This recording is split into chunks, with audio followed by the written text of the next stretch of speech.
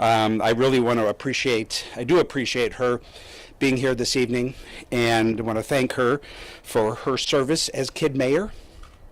And I want to thank everyone who's taken the time to be here this evening. In particular, the Metroparks. I want to thank them for their generosity in hosting this event this evening. I want to thank members of City Council. I know several of them are here. I want to thank the Kid Council, who is here. In addition to Evelyn, her Kid Council is here with her. Members of my cabinet are here, both of our chiefs, my directors and commissioners, the Engage Toledo Ambassador Academy, which graduates tomorrow evening. Many of them are here, and I want to thank our interpreters from Deaf Services, making sure that everyone can benefit from the information we share tonight. Both Desiree and currently David are working hard to make that a reality. I deliberately timed this speech to occur on the hottest day of the year, and I demanded that I be in direct sunlight so that this little handkerchief would be put to good use. I think after 4.5 years, you may know that if it were 82 degrees below zero, I would still have a little sweat on my brow, and when it is 82 degrees above zero, you can anticipate that I'll be making use of that. But it is no worry. It's just how God made me. I've always been this way, and I am what I am. So, welcome, though, to this location and this discussion about where we are as a city and where we're headed as a city. Irene Drouillard was a 15-year-old girl, lived in Toledo, Ohio, and in 1922, she took $21 and walked into her bank, the Ohio Bank, and took that $21 and put it into an account. Her instructions were that it be delivered to the mayor of Toledo 100 years in the future. That would be 2022, and I suppose I would be that mayor. The amount of her $21 with interest would have grown to $1,005 by then. She became a little bit of a celebrity. The story was picked up around the country, and recently the Toledo Blade reminded all of us of her generous act. And she only had one specific request for what her $21, or actually by today, $1,000 should be used for. She said she didn't care what it was used for, provided it was used for the betterment of our city. What are we doing for the betterment of our city? We're going to talk about that tonight, and specifically we're going to talk about why we're here, right here on this very hot day. Well, there is some symbolism to this. Whenever I give my State of the City address, I do believe that I want to try to make a symbolic connection to the subject matter. A couple years ago, when I wanted to emphasize education and the need for pre-K, and Hope Toledo and the College Promise and the need to do better in education, we had our State of the City right across the street at Wade High School. There's always a theme, there's always a reason. The reason we're here today, right now, the reason you can see orange cones over my shoulder and a backhoe over my other shoulder is because this is a time of building for Toledo. It's a time for construction. It's a time for investment. Very specifically and very literally, we're here in this location because we're building. We're under construction. We have an opportunity through the American Rescue Plan to make investments in this city that haven't been made in 100 years. This very location in the Metroparks is a living example of the sort of investment I'm talking about.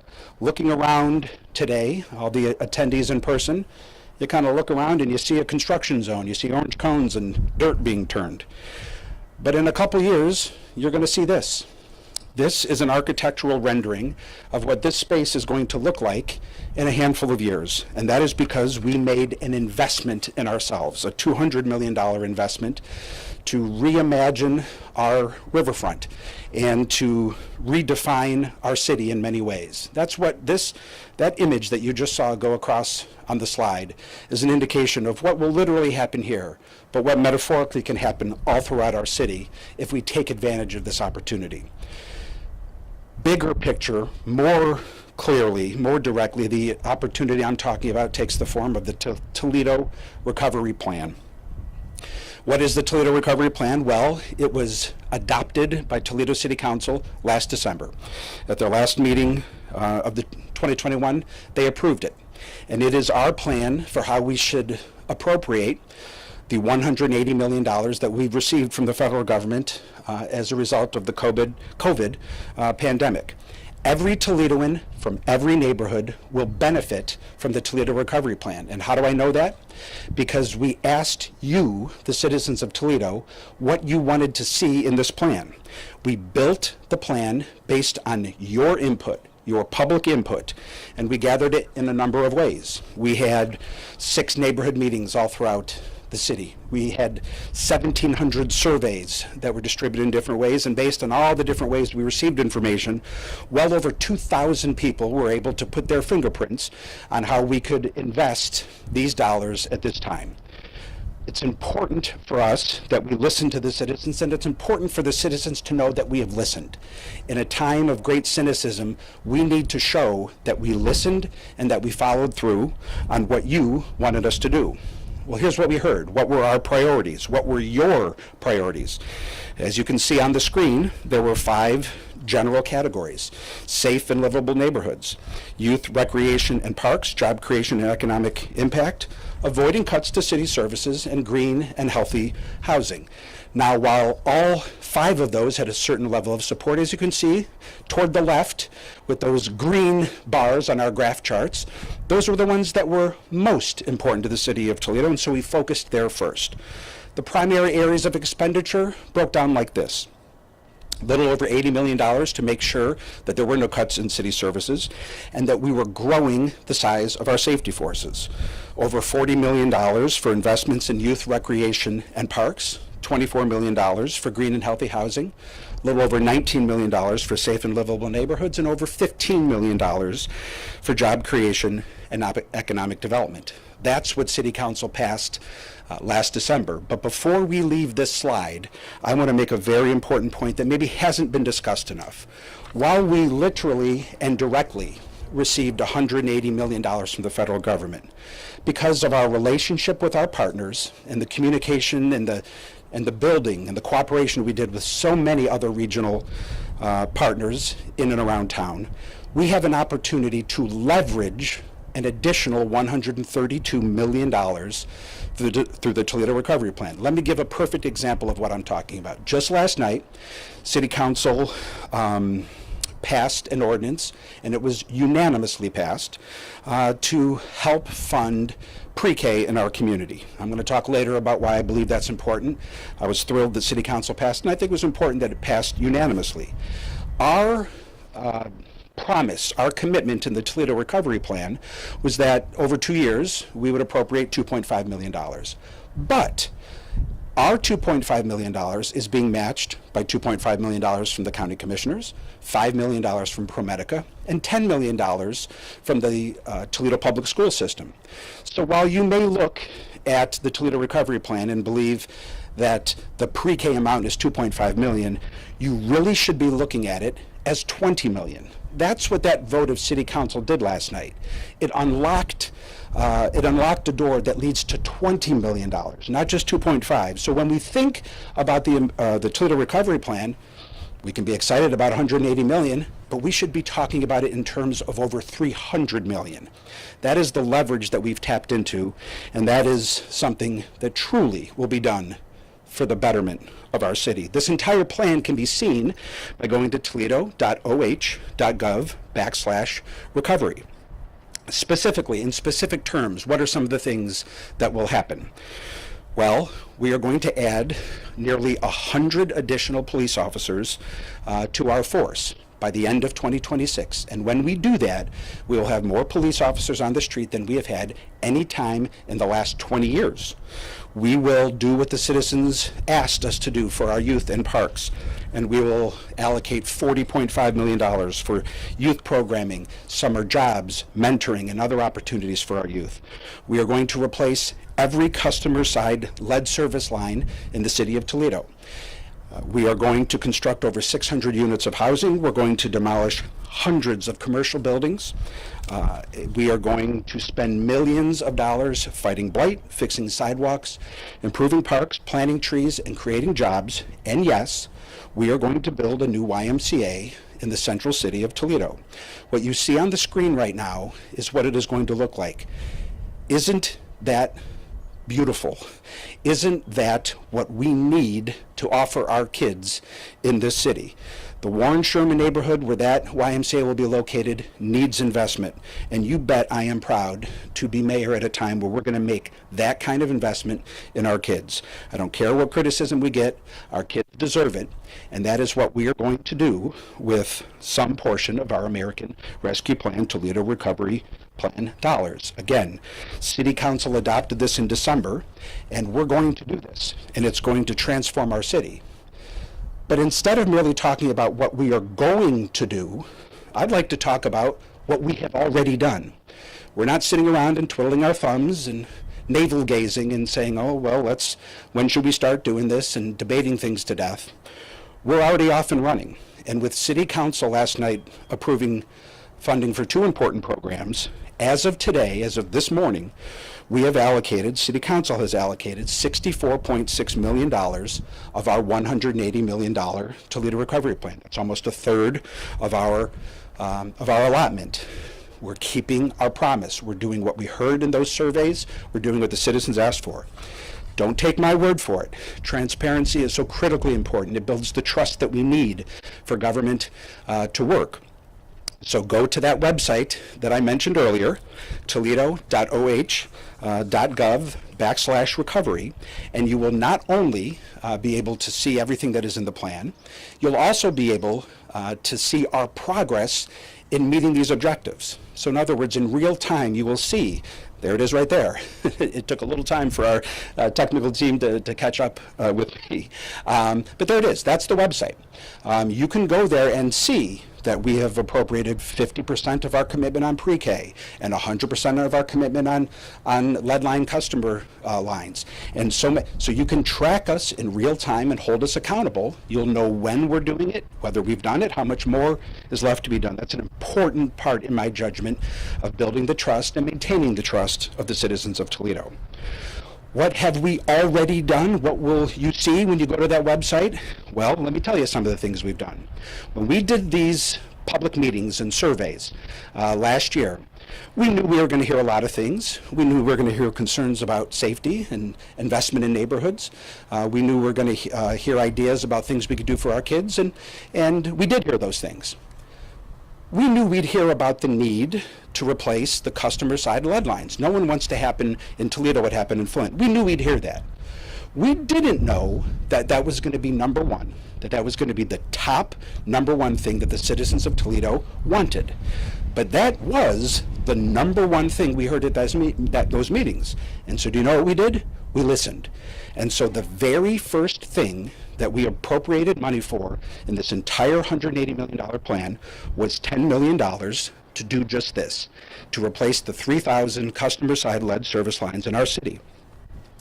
The photo that you are soon going to see is a photo of Karen George. She lives in the light blue house behind her that was built in the 1890s.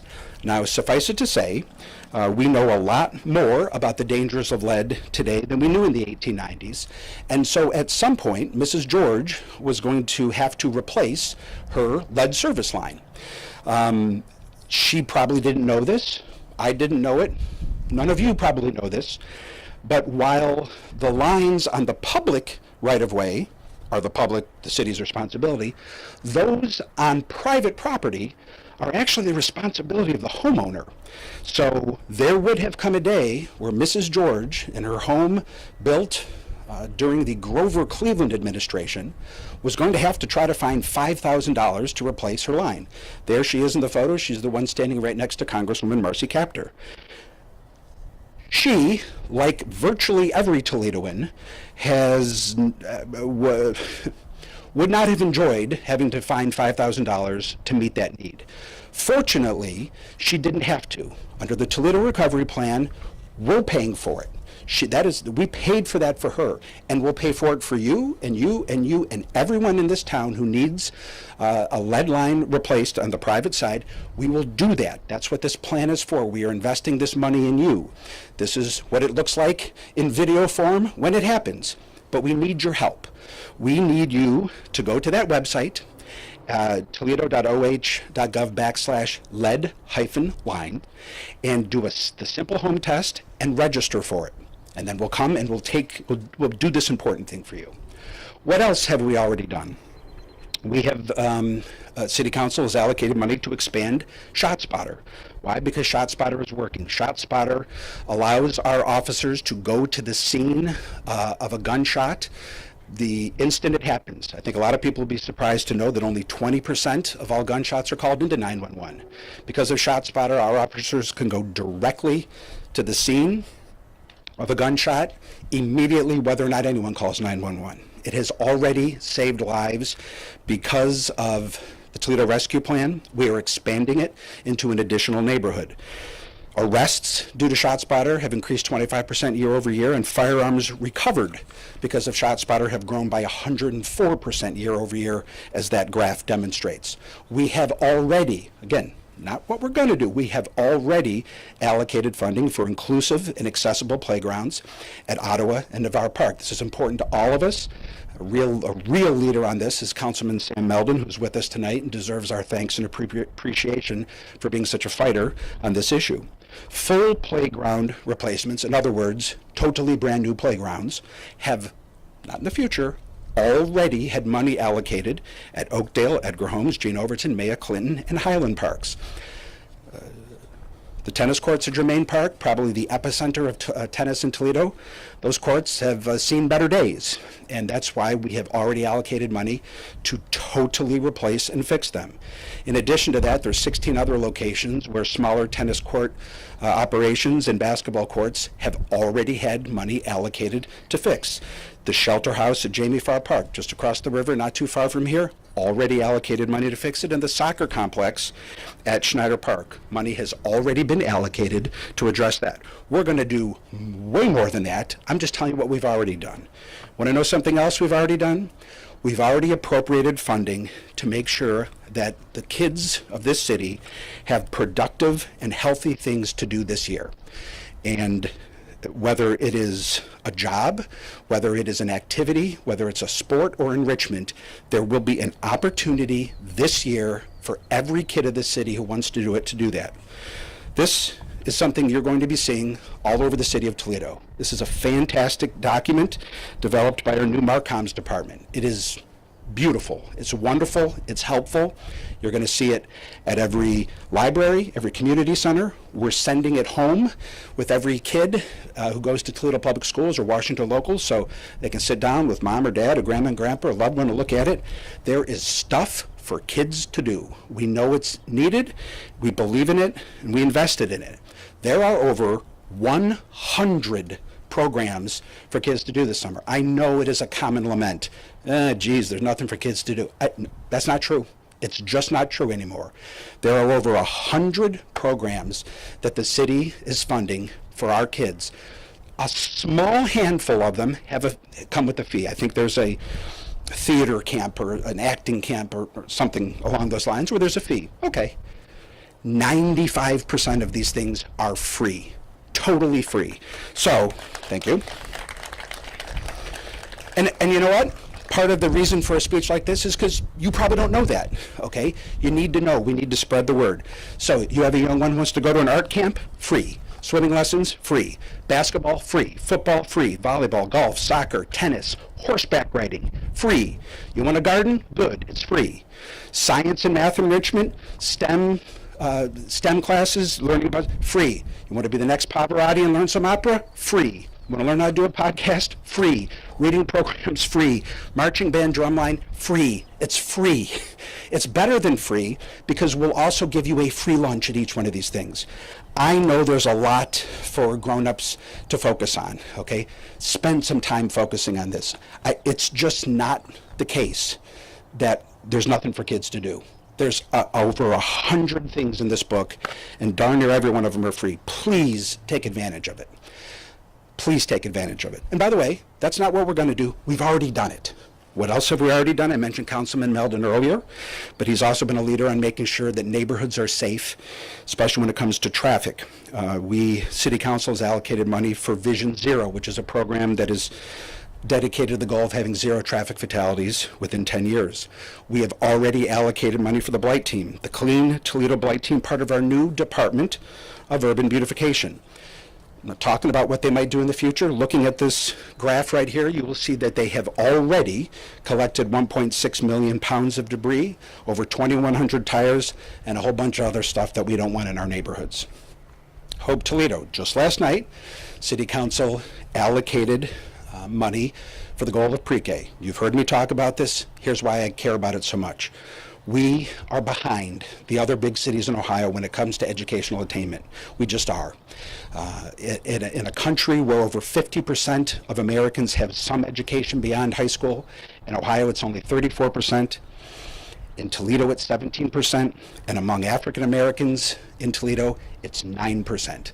One of the reasons for that is we are the only big city that does not already provide universal pre-K. We have to do it. City Council understands that.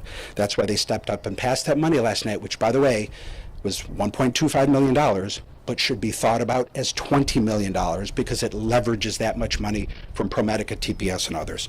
And finally, the last thing that we have already done, part of the $64 million that's already been allocated, City Council last night supported the arts. The arts community was perhaps hardest hit by the pandemic. They were the first ones to close and the last ones to reopen when we had to socially distance. And yes, they are artists, and art feeds our soul, that's true. But they're also business people. And we need to help these small business people and these artisans get back on their feet. And Council did last night. And that is a summary of what we have already done. There is so much more to do, but I'm confident we can do it because we have such a good Toledo City Council and such a strong relationship with our City Council. The Toledo City Council and we have a love-hate relationship. Specifically, they love to hate me. But in all seriousness, that's normal and that's natural, and I say it in jest. Every chief executive and his or her legislative branch has a good-natured back and forth, and it should be that way. The president and Congress need to work things out. The mayor and council needs to work things out. And while sometimes there's disagreement, that's okay. My wife is also here tonight, who mid-speech I realized I forgot to recognize, so I will point her out right now by saying, I sometimes disagree with my wife, and I'm actually in love with her. So of course, you're going to sometimes disagree with people you work with. That's okay, that's healthy. The public should know that of all of the ordinances we passed last year, 632, 91% of them passed unanimously. So we have our moments of disagreement, yes, but in general we govern by consensus. And that's why I think what we do in Toledo works. People don't like Washington. They don't like the politics of Washington. But it's not because they disagree with the policies. To some extent, maybe they don't. You know what they really hate? The fighting. They don't know what Congress is debating. They just know that they're always yelling and screaming and fighting. It's not good for a democracy to only yell and scream and fight. Fortunately, we have a council and administration that work together, and 91% of the time actually work so well together that we pass things unanimously. It's a great credit to our city, and I'm proud of it. Now, the Toledo Recovery Plan is only the most obvious example of federal opportunities that give us a chance to invest in ourselves. But there are other opportunities, other federal dollars that aren't necessarily a part of the American Rescue Plan that are just as important, and we're tapping into them just as much to make sure that our community gets to where it needs to be. Another one of the reasons that we decided to have this speech in the warm environs of the Glass City Metropark is because this very Metropark, long before the citizens approved the bond issue, long before ProMedica and the other corporate interests threw their money in, long before the private fundraising drives, this region came together and applied for something called a RAISE grant. And we won a $23.6 million RAISE grant that kick-started what you saw earlier on that screen, and kick-started what we're doing here behind me. That $23 million was federal grant money that we came together, fought for as a region, and we did it. We won, and because of it, we're enjoying this success. Sure. Bitwise, over in the Uptown area, where the old Jefferson Center is being rehabbed and turned into a high-tech incubator in a corridor, that is the next opportunity where we have come together as a region, put differences aside, and applied for the exact same grant for the exact same size of money. Haven't been awarded yet, but I feel really good about our chances. So we can do this. Can make these decisions, whether you can hear me in the microphone or not. We can still do it. But the reality is we can do more, and we need to do more, and we will do more. Part of the problem is that too often our region doesn't work as well together fighting for grants the way we should. The Toledo Blade did a wonderful job. We give credit where credit is due, pointing out this problem that our community faces. There were several stories a few Sundays ago that talked about grant money that was being left on the table that prevented us from doing as much as we need to do on rail, as much as we need to do on train transportation. Frankly, I think another area that is missed is the airport. We have an airport that struggles and could do better if we did a better job fighting for and winning and cooperating as a region on these grant opportunities. Now, Amazon Air has come to our airport, and that's great. That's an indication of of how airports can be catalysts for economic development, but we need to do more. We know we can do more. We can't afford, our region cannot afford to leave money on the table.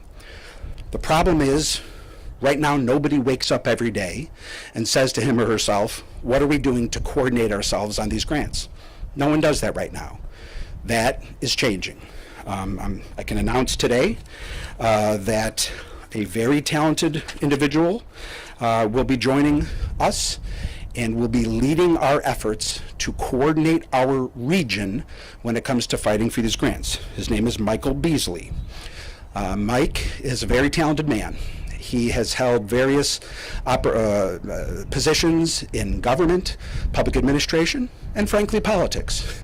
And those are the three things you need to be good at in order to push elbows and bump others out of their way and get the federal money that we deserve. Mike can do this. He can lead this effort, and he has agreed to do it. He's been the clerk of city council. He was the county administrator. Currently, he's the city administrator in Oregon, although he has agreed and has announced that he is stepping back from that to lead this effort. He'll be housed at Government Center. It'll be wonderful to tap into his knowledge and vision, but importantly, he's being paid for by a consortium of private entities and other community partners who know that we need to do better and that we need someone who does wake up every day focused on making sure we are getting the grants and making the most of the opportunities we face. The Chamber of Commerce, Connect Toledo, the University of Toledo, the Toledo Community Foundation, the Port Authority, the City of Toledo, Lucas County. Those are just some of the organizations that have contributed or will contribute financially to bring this person on so that we are no longer leaving money on the table. And so whether it is our rail infrastructure, whether it's our airport or anything in between, we are going to be putting our best foot forward as a region to get the money we deserve. Mike would appreciate the applause, I assume. Now, these are wonderful things, and these are things that are layered on top of what we've already been doing. Sure, it's great. This $180 million is great. When you think about the additional $132 million of leverage, wonderful. This is all wonderful, but it's on top of what we've already been doing. And I would argue that what we have been doing, generally speaking, is moving the city in the right direction. There are 5 main areas that I have always focused on as your mayor that are core bedrock values of what a successful administration, a successful city needs to do. And the first of those is budget strength. If you look at the graph that is coming up on the screen right now, there's no way I can explain it better than you see right there on the screen. Right now, as I stand here, we have a rainy day fund of $51 million. $10 10 years ago, we had a negative rainy day fund. That meant that we had to rob Peter that we had to take money that we owed Peter in order to pay a debt that we owed to Paul. It was a dangerous way to live as a city, and thank goodness we're no longer in that position. By 2015, our rainy day fund was up to $4 million. And here today, despite COVID and despite everything that has happened since 2015, our rainy day fund is now 10 times larger than it was back then. We should all be proud of it. City Council is a part of that fiscal wisdom, and it's one of the reasons that we're positioned for success. The second bedrock value is a commitment to our safety forces, growing the size of our forces and making sure they have the resources needed to succeed. When it comes to police and police classes, you've already heard me say that the American Rescue Plan is going to be used to grow the size of our police department by 100 officers, the highest it's been any time in the last 20 years. Look at this graph. In 2016, we had 0. There was not one single police officer brought on to the force. Look what we're doing now. We have a police class graduating in 2 weeks. We're going to take 3 weeks off to catch our breath, and then we're bringing another class on June 24th of 45 more officers. That kind of back-to-back police classes is totally unprecedented and an indication of our commitment to making sure that we are promoting a strong safety force. It's also worth noting that since I spoke last year in my State of the City at the Peristyle, every officer, every TPD uniformed officer who interacts with the public now wears a body-worn camera. That's a big deal. That didn't used to be the case in Toledo, now it is. It protects the officer, it protects the citizens, and it's an important part of transparency, and I'm proud to say that we're a city that does that. Our fire department, Our fire department is now being led by our wonderful chief, Allison Armstrong, who was here. In 1985, there were 0 women on the fire department. 0. Not one. Nothing but men protected us in the fire department. Now, 35 years later, we have our first ever woman chief, and she deserves applause. And she is leading a department that is stronger than ever. 62,000 calls for service, 53,000 EMS calls, 48 new firefighters came on last October. The Leave It Behind program, which is the first of its kind in Ohio, has saved lives of people who are struggling with ODing, struggling with drugs. It's saved lives. The PS 419 program benefits both our police and fire operations. Last year was the first year for that program. We're trying to stoke interest among kids to maybe consider a career in public service in the safety forces that they wouldn't have otherwise. And so, in partnership with Toledo Public Schools, we've offered a new curriculum, started last year. Dr. Cecilia Adams, who is no longer a member of City Council, but this was a passion of hers when she would be proud to know that in our first year, there were 15 sophomores, 14 juniors, and 5 seniors who participated. 1 senior has already passed both the physical and written test and is now in line waiting to be a firefighter. Another senior has passed the physical test and is waiting for another written test to be offered. We're already creating what the dream of that program was, to identify Toledo kids, young people who might want to consider that career. All juniors and seniors are certified in CPR and first aid and basic life support, but we're also finding that careers are being born. It's a wonderful testament to our commitment to public safety. The third bedrock value, and I think anyone who's ever heard me speak knows this would be on the list, road repair. The graph you're going to see again says it all. Before the citizens in November of 2020 passed the Toledo roads levy, we resurfaced less than 3 lane miles of road in the entire city. We resurfaced 7 roads. Not 7 lane miles, 7 roads. The citizens passed the Toledo roads levy, and look what's happened since. Last year, an all-time record, 42 lane miles either reconstructed or resurfaced of residential roads. It was the all-time record, and I hope we enjoyed it because it only lasted for a year. Because we're breaking the record this year by doing 44.5 residential lane miles reconstructed or resurfaced. That's 116 curbed roads. But one of the benefits of this commitment is that for the first time ever, we're able to fix unimproved streets, the ones without curbs that are kind of gravelly. We used to be able, we didn't fix any. There was no funding stream to ever fix those roads. Now we are, and when you add on what we're going to be able to do on unimproved roads, on top of what we're doing for the improved roads, that number of 116 roads grows to 196 over 74 lane miles. So 2 years ago, 7 roads were fixed. This year, nearly 200. That is tremendous progress, and we should all be proud of it. An investment in neighborhoods is a fourth core value of my time as mayor and of any successful city, and we've worked hard to keep our promises there. And we do this, why? For the betterment of our city, for what Irene Drouillard wanted for us 100 years ago. We promised 2 years ago that by the end of 2021, all 27,000 of our lights in the city would be converted to LED. We kept that promise on time and on schedule. And the video you're seeing is me attempting my very best to screw in the final LED light. Thank goodness there was an actual professional there to help me do it. But we met our deadline in the last week of December last year. Now every one of our lights is an LED light. It's not only better for us, better for our health, better for the earth, better for our pocketbook. It's also an important safety component. In the first neighborhood that we did this, they saw violent crime dropped by 57%. So I believe that's an important part of making neighborhoods strong. Our neighborhoods department, our housing efforts, our community development efforts are truly earning national attention. And one of our leaders in that regard, Rosalind Clemens, deserves to be thanked for her hard work. She has put programs together that are game-changing for our city, including a major announcement that I'm about to make. But before I do that, I want to talk about what her and her team accomplished last year. For the first time in the city's history, a comprehensive 10-year housing strategy was adopted. First of its kind in the city's history. 60 different stakeholders gave their input, took part in that, and City Council approved it in October. Did a lot of things, not the least of which was elevating the discussion in this city about affordable housing, what it is and what it isn't. Affordable housing is not Section 8. It is not public housing.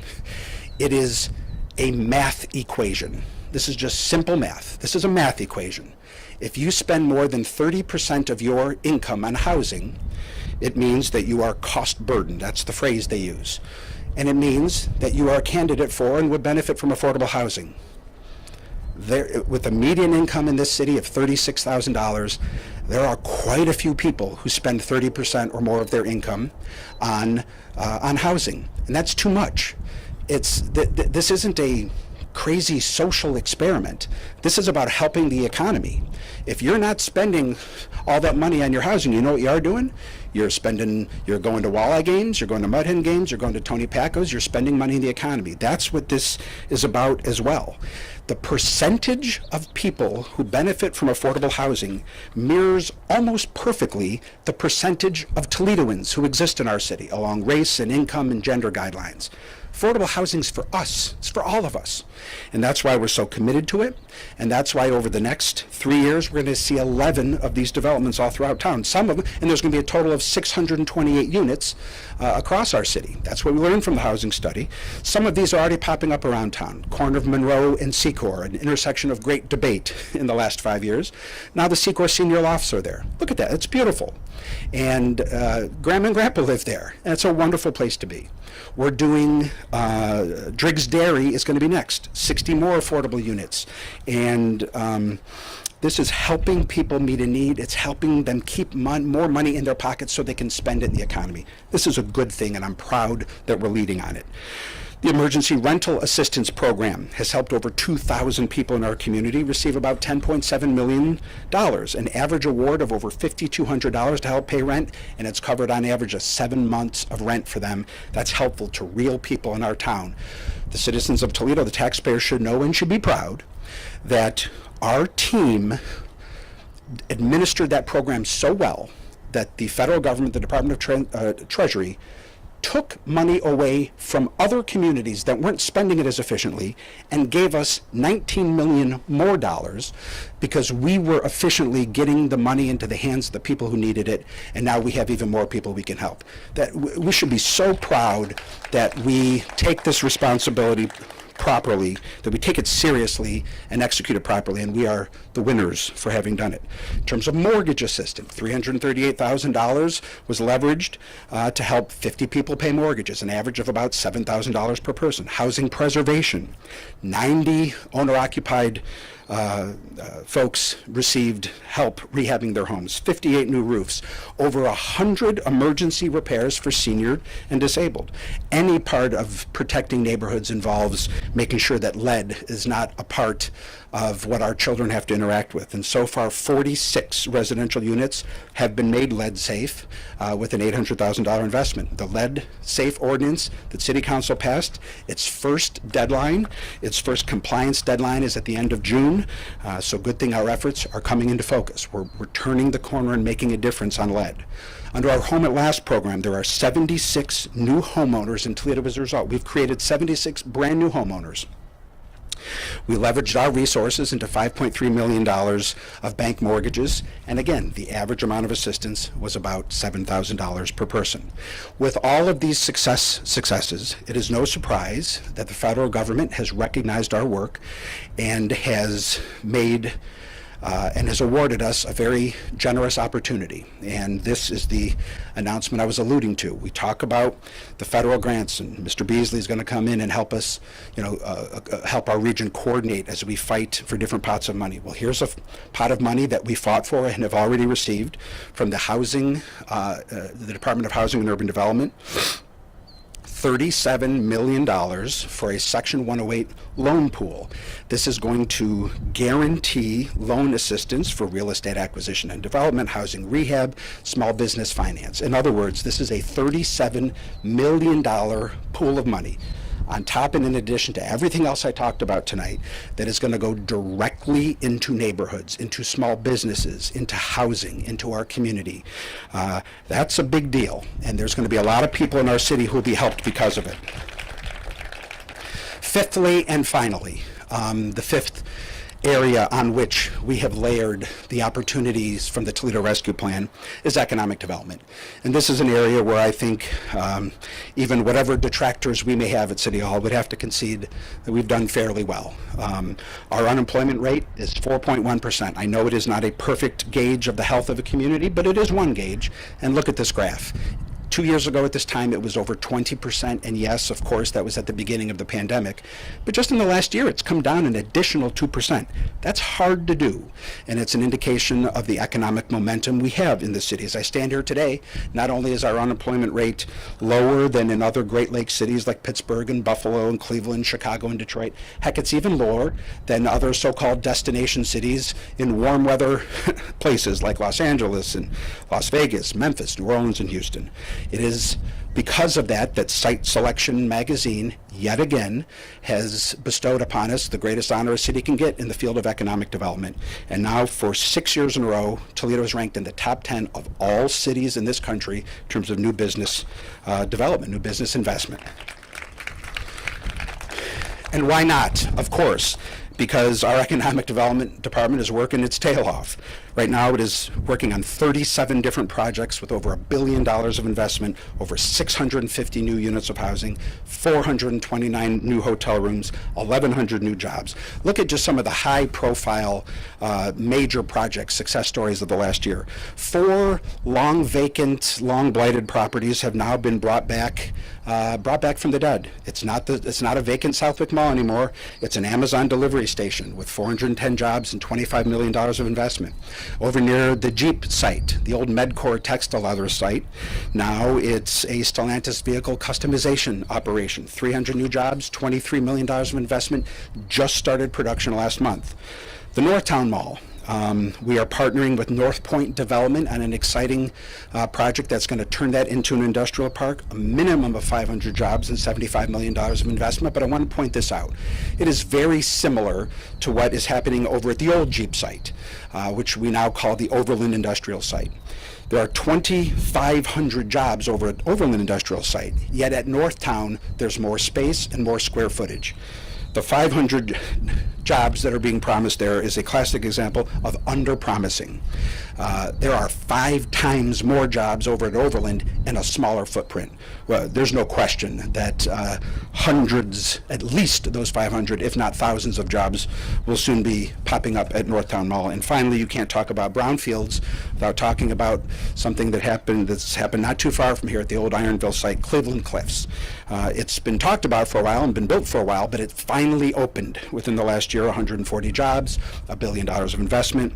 It makes a higher quality steel with less greenhouse gas emissions. That's a good thing. Brownfields in general are such an important part of the economic story of a city like Toledo. We've put 655 acres back into use, 3,000 new jobs, and it's why we are also creating something we're calling the Toledo Brownfield Redevelopment Program. Again, through the Toledo Recovery Plan, we're putting $6 million aside to help rebuild these industrial spaces. The first recipient of this new program has been awarded with partnership with the Land Bank. The property on Elm Street, at 1502 Elm Street, as you see in the picture here, we're demolishing that warehouse, which has a deep and emotional connection to the neighborhood. I'm glad that we're demolishing that under this program. I mentioned Driggs Dairy. Some of the $6 million from that brownfield program will be used to clean up Driggs Dairy so it can become the senior housing that we plan. They don't want me to announce the name of the company yet, though I asked, though they are allowing me to tease by saying that there will be a major announcement very soon at the old Teledyne site. You're familiar with the Teledyne plant over on Lasky, where they once made parts for the Tomahawk missile. Soon there will be 55 new jobs, new to Toledo, not relocated within the city, but brand new jobs to Toledo, $1.7 million of investment in that important corridor on Lasky Road in West Toledo. The Vibrancy Initiative is part of what our economic development team is doing, supporting revitalization efforts that create jobs, fight blight, and protect spaces, especially historic structures. The goal is to attract businesses to neighborhood corridors, those old neighborhood economic development districts, and there's 2 components of it. A facade improvement program that has already assisted 28 projects and leveraged $668,000 into $57 billion of private investment, and what we're calling a white box initiative that'll be launched in the next 30 days that essentially will make sure that the inside of the business is ready for development. There is one last new program that we want to announce, and that is what we're calling the Toledo Innovation Grant. This is new for businesses in low and moderate income census tracts that are investing in innovative technologies and machinery. A similar spirit to what we talked about earlier at Bitwise in the Uptown neighborhood, where that's going to, there are 375 tech jobs that we brought in from California. Look, Toledo's always been a place where we know that we could use our brawn. We can use our brain too, and that's what this innovative tech corridor is all about. That's what the Toledo Innovation Grant is all about, and it really builds upon our history as a city. The United Nations has declared this year, 2022, as the International Year of Glass. We're going to celebrate that in Toledo with the major glass partners that help build this city: OI, Owens Corning, Libby for Solar, Pilkington, NSG. And it ties into the spirit of innovation that I'm talking about. For the betterment of our city. There was invention that came from that glass industry. There will be new inventions that take place in the Innovation District or with the new grant we just talked about. Michael Owens, the person that Owens Corning in Owens, Illinois is named after, he invented the glass bottle.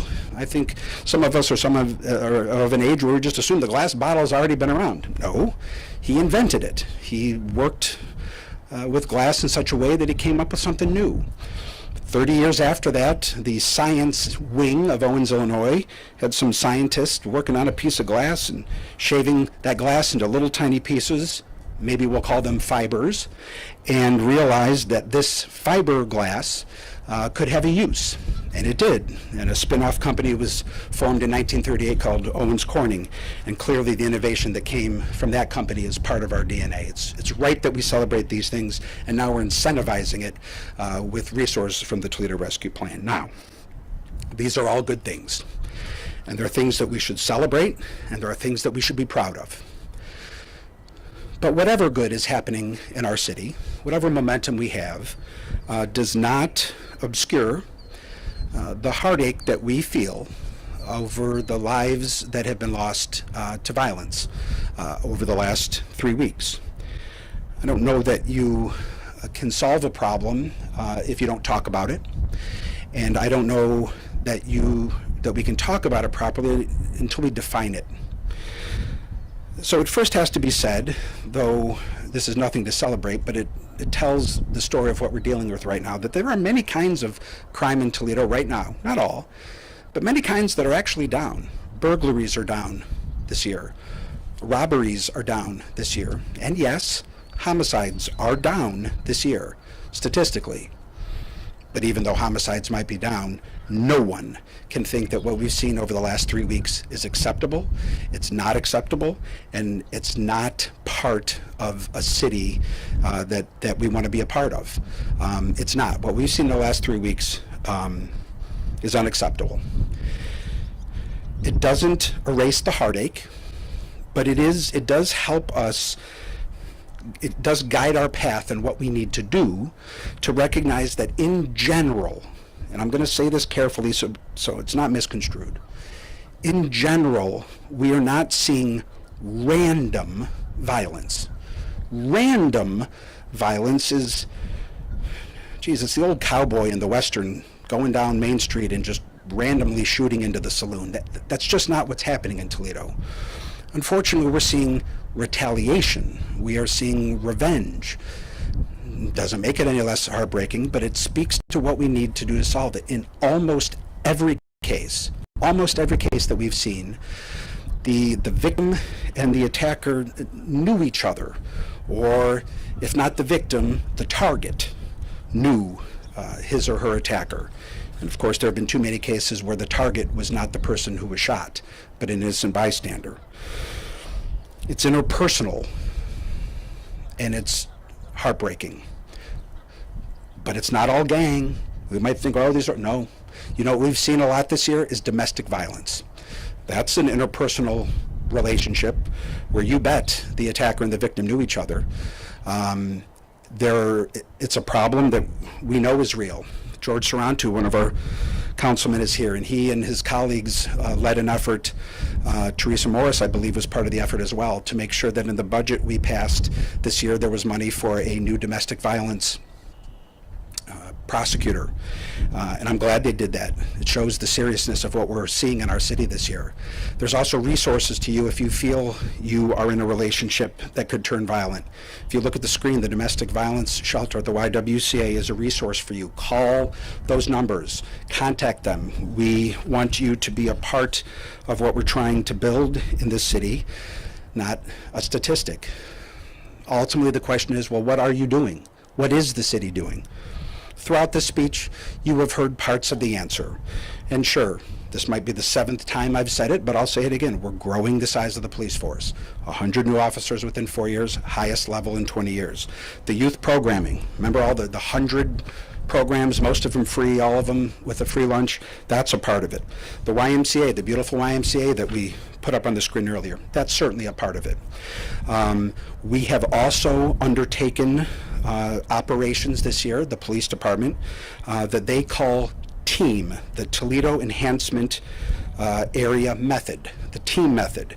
And we've announced 2 up until now, the laser operation and the phaser operation. Laser because it was focused in the LaGrange area strategic enforcement response, and the other one that starts with F was at 5 Points. What did they do? It wasn't just about policing, it was about code enforcement and cleaning up blight. 90 firearms, 263 abandoned vehicles were collected, 400 arrests occurred. Now I said when we announced those back in January, we're going to be doing these all year. We're going to be doing them in different parts of the city, and we're not always going to announce when we do them. That's the point. And so tonight, I can announce the results of our third team operation, which just concluded this past Sunday. It was focused in East Toledo. It's called Essex, the ES standing for East Side. 42 guns were seized, 199 arrests, 193 junk and abandoned cars towed, 64 blighted properties cited, 316 parking tags. Now, how does this fit into our strategy?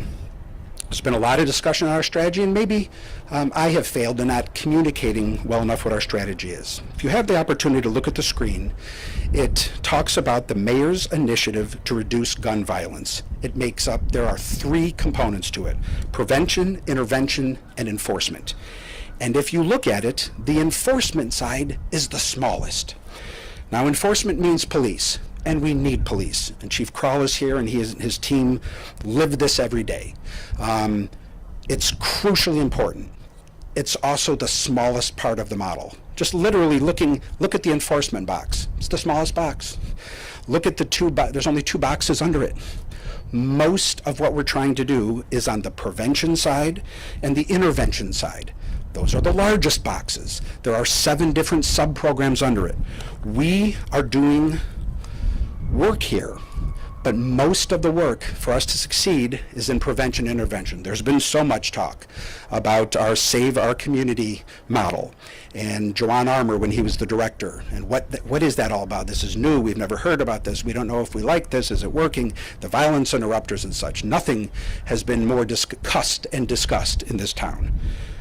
That's one part of this plan. It's a tiny box that fit under the intervention model. Now, we believe in it, and we are working on it. Joanne took another opportunity, so we need a new director. We have been interviewing for the last 2 weeks, and we are soon to fill that position. We also know, and I've talked to leaders on city council, they know too, that for it to succeed, it has always been the case that it shouldn't be housed at City Hall. Sure, maybe for a year or 2 it could be incubated at City Hall, but eventually it was going to have to move out into the community. There would have to be a community entity or a structure, a community resource that would take over the program, or at least work on it in a way to provide the services to make it work. I think there's agreement we need to do that. I think the time has come. We have a number of partners that have reached out to us, and we will be working with them to find the right fit so that we can take this model to the next level. And we're going to do that, and that's the next piece of it. But the fact is, while so often when something bad happens, there's an inclination to immediately look to government center, I hope everyone knows that we also need to look into the mirror, and that includes me. Because while there is a role for government, while there is a role for police, there's also a role for the pastor. There's also a role for the coach. There's also a role for the neighbor. There's also a role for the mentor and the teacher. I know it's a cliche, the old African proverb, but it is true. It takes a village. We all have to be a part of this. Irene Drouillard tapped into that spirit. Now, her story didn't necessarily have a happy ending. That $21 that she put in the bank, it never made it to me, or the $1,000 it would have been had it grown with interest the way it was supposed to. Do you know why? Because 8 years later, her bank collapsed in the Great Depression. Every bank in Toledo but one collapsed. And so her $21 is gone. It never made it. But you know what remains? Her spirit, her belief in her city, her love of Toledo, and her notion that we all must work for the betterment of Toledo. Now, not everyone is. Some of the people involved in this gun violence aren't working for the betterment of Toledo. These folks who are doing donuts in the middle of the intersection and setting the intersection on fire, they're not working for the betterment of our city. By the way, I think we are close, we hope, to make an arrest there. Those folks don't care about their safety or the safety of their fellow citizens. They need to be arrested, and we know that. They're not working for the betterment of our city, but most people are. And we have a spirit in this community that needs to be celebrated, which is why we are creating the Irene Drouillard Award, to give to citizens of our community who want to give back and work for the betterment of our city. We have our first two award winners. Well, I'm sorry, we have two award winners. One is with us. The other got sick and had to leave school early today and is heartbroken he couldn't make it. We have two categories, a youth category and a advanced youth category. And we're going to have a ceremony and give these awards shortly. But tonight I want to recognize our winners. Joyce Singer, who is with us. Born and raised in Toledo, Glenwood Park School, has done so much at Glenwood School, started a community concert series with her own money, just because she wanted to see something positive happening in her community. The Old West End Planning Committee, for the first time in 30 years, has recognized it, and now Glenwood Park is going to be a part of the Old West End Festival. It's a labor of love. Our city is built on the shoulders of people like Joyce. She's here tonight. I just want to recognize her, maybe have her wave and say hi. Our youth winner is a student, a 9-year-old at St. Pius School, who is heartbroken that he can't be here. He had to leave school today with a fever and a sick stomach, and his mom just couldn't see his way. He couldn't make it tonight. But I know he's watching on television, I'm told. It's Max Titkemeyer. We might remember him. Max is the young man who started a lemonade stand to raise money for Officer Diaz's family after he lost his life in service of the city, and then a hot chocolate stand when Officer Stalker lost his life. No one asked him to do it. His parents didn't tell him to do it. It wasn't a class project. He did it on his own when he heard that there were folks who had lost a dad and lost a husband and needed help. On his own, he raised $17,000 on those two sales. He bought and presented that $17 to Chief Krall in his fortnight lunchbox. Max is the winner of our Youth Award because the fact of the matter is Toledo is full of people like Joyce and Max who have the spirit of Irene Drouillard. We have faced adversity before in this city, and we've always bounced back. Sure, we've been knocked down. If there is anything good about being knocked down as often as we have, it is that we know how to get back up. We know how to dust ourselves off and fight back. And there is a togetherness in this city that most other communities don't have. You know what? Maybe it is because we feel like we've been picked on over the years. Maybe it is because there are jokes whose punchline is Toledo. Maybe it's because of that John Denver song. I don't know. But we do have a chip on our shoulder, and that's okay. Because that means we rally together, we fight for one another, we have each other's backs. We always have. And that is what this moment calls for, is the unity and the spirit to work for the betterment of our city. I'm going to end tonight with something that has been on my heart really for the last few weeks. And it is a speech made by Bobby Kennedy the day after Martin Luther King was killed. I think a lot of us have heard or remember what he said the day Martin Luther King was killed. He was in Indianapolis, and in a time long before cell phones, he actually broke the news of Martin Luther King's assassination to the crowd there in Indianapolis.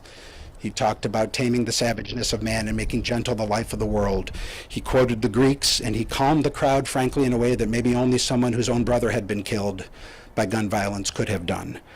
I want to talk in my last 60 seconds about what he said the next day in Cleveland. He gave a speech in Cleveland at the Sheraton Hotel right there in downtown near Terminal Tower. He named it, he only spoke for 10 minutes, he named it the mindless menace of violence.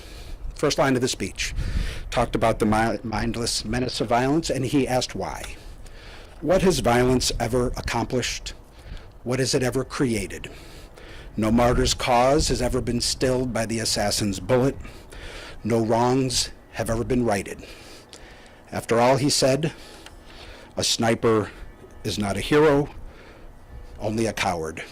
But, he said, there is another kind of violence just as deadly.